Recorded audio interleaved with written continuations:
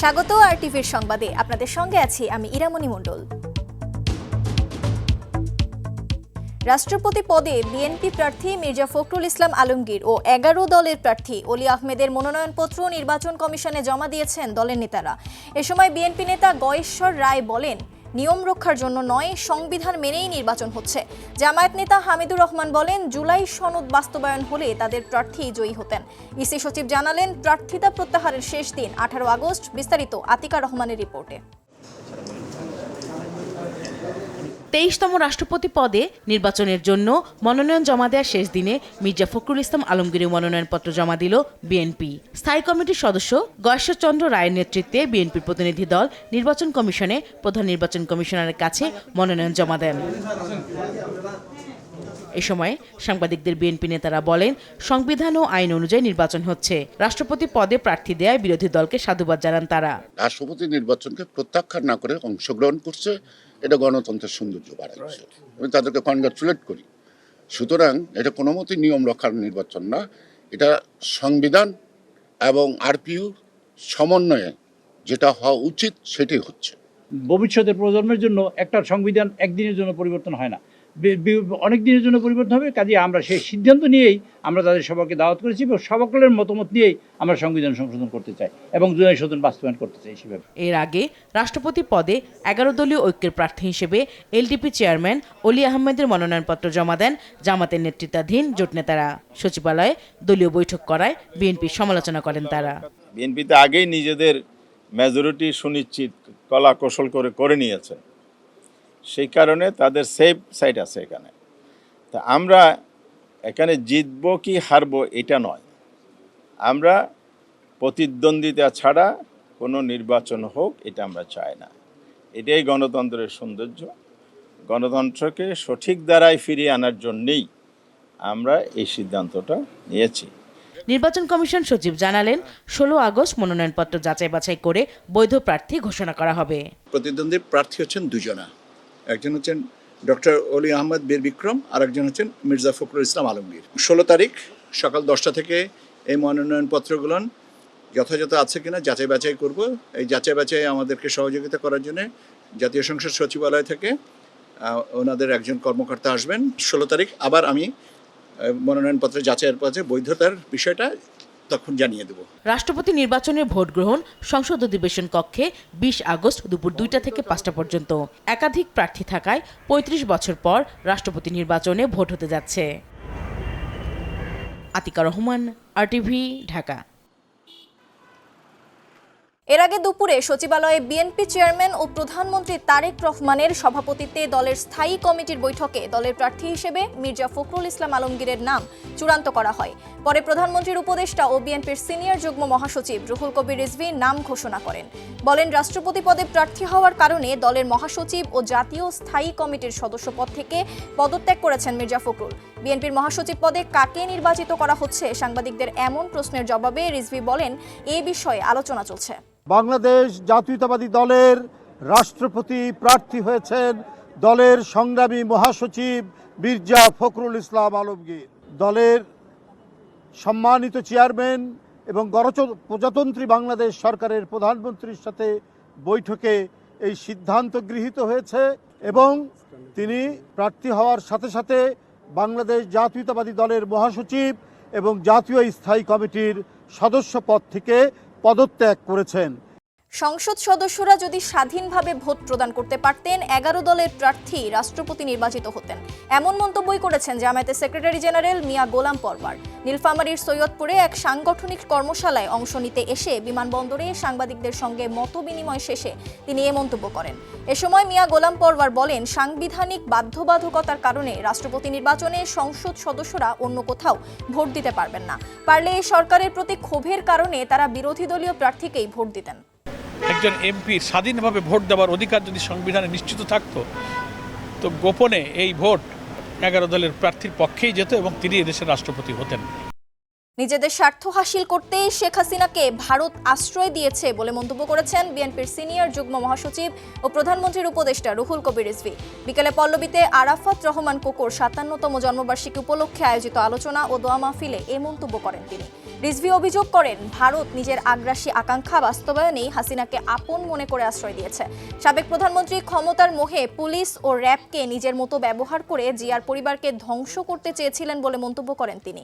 এ সময় শেখ হাসিনার দেশে ফেরার বক্তব্যকে মামার বাড়ির আবদার বলে আখ্যা দেন রুহুল কবির রিজভী। বাংলাদেশের সার্বভৌমত্বকে, স্বাধীনতাকে তোয়াক্কা না করে পুরো বাংলাদেশের উপর তারা নিয়ন্ত্রণ নিয়ে এই দেশকে একটি করদবিত্র রাজ্য করার জন্য তাদের একজন শিখণ্ডী দরকার, তাদের একজন প্রতিভু দরকার। এই প্রতিভু, এই শিখণ্ডী ছিলেন শেখ হাসিনা, যাকে দিয়ে ওই পার্শ্ববর্তী দেশ, ওই দিল্লি বাংলাদেশের উপর তাদের আগ্রাসী যে আকাঙ্ক্ষা সেটা বাস্তবায়ন করার চেষ্টা করে।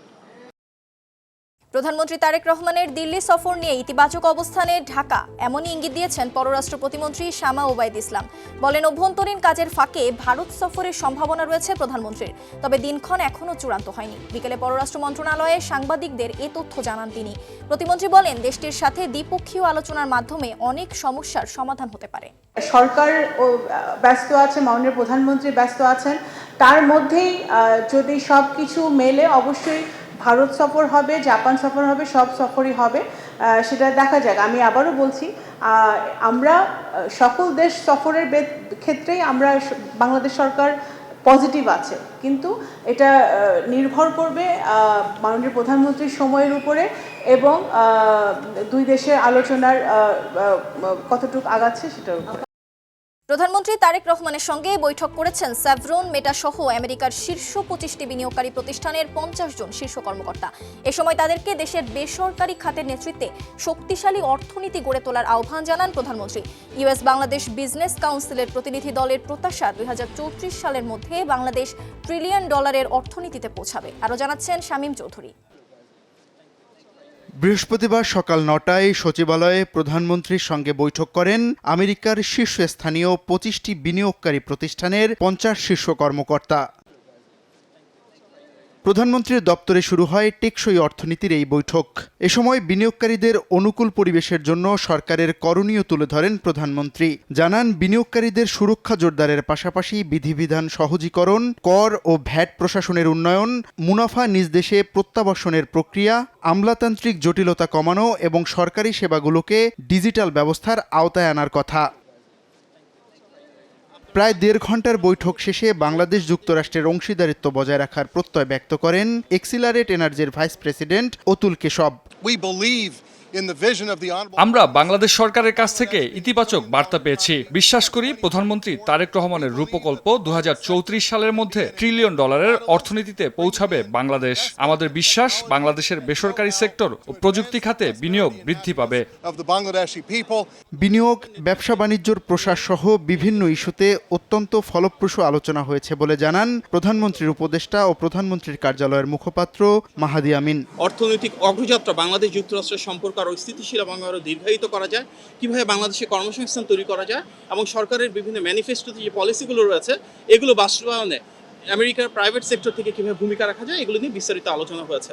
দেশের বৃহৎ ও ক্রমবর্ধমান বাজার, তরুণ ও কর্মঠ জনগোষ্ঠী এবং কৌশলগতভাবে গুরুত্বপূর্ণ ভৌগোলিক অবস্থানের কথা বৈঠকে আলোচনায় এসেছে বলেও জানান মাহাদি আমিন। সেই আলোচনার মাধ্যমে আমরা সেদিকে ধাবিত হব। আপনার সবাইকে ধন্যবাদ। শামীম চৌধুরী, RTV, ঢাকা। বিদ্যুৎ ও জ্বালানি মন্ত্রী ইকবাল হাসান মাহমুদ টুকু জানিয়েছেন, বিকল ভাসমান LNG টার্মিনাল পুরোপুরি সচল না হওয়া পর্যন্ত দেশে গ্যাস সরবরাহ স্বাভাবিক হবে না। দেশের এই তীব্র জ্বালানি সংকট মোকাবিলায় এবং দীর্ঘমেয়াদী সমাধানের লক্ষ্যে Centre for Policy Dialogue CPD আয়োজিত বিশেষ আলোচনা সভায় সরকারের পরিকল্পনা ও ব্যবসায়ীদের উদ্বেগের বিষয়টি উঠে এসেছে। বিস্তারিত তৌহিদুর রহমানের আরেকটি রিপোর্টে।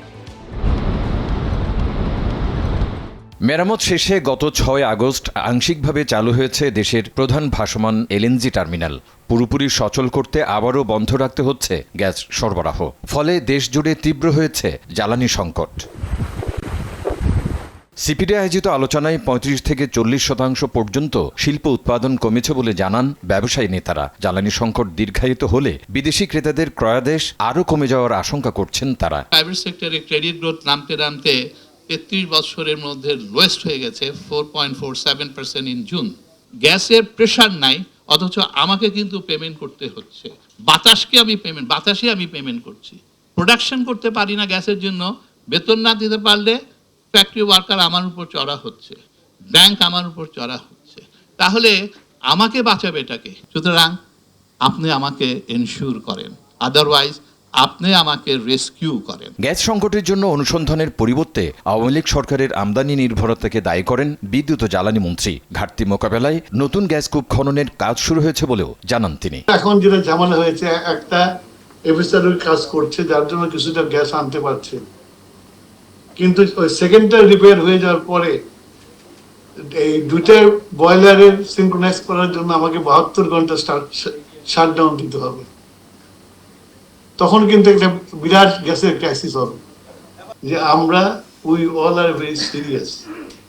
29 সালের মধ্যে যেন এই কাজগুলো সম্পন্ন করা যায়, এবং যাদের সাথে কথা বলছি আমরা 29 সালকে টার্গেট করি কথা বলছি। গভর্নমেন্ট যে বলছে 2029 ইজ এ ইম্পসিবল কেস, আমি আমার অভিজ্ঞতা থেকে বলছি এটা কোন অবস্থায় সম্ভব না। তো যার জন্য কি সম্ভব হলো ল্যান্ড বেসড টার্মিনাল। ব্যাটারি চালিত রিকশা এবং অবৈধ গ্যাস লাইনের কারণে বিদ্যুৎ ও জ্বালানির সংকট হচ্ছে বলেও জানান তিনি।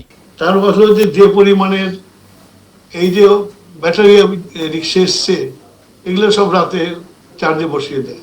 তৌহিদুর রহমান, RTV, ঢাকা। RTVর সংবাদ এ পর্যন্তই। ধন্যবাদ সবাইকে।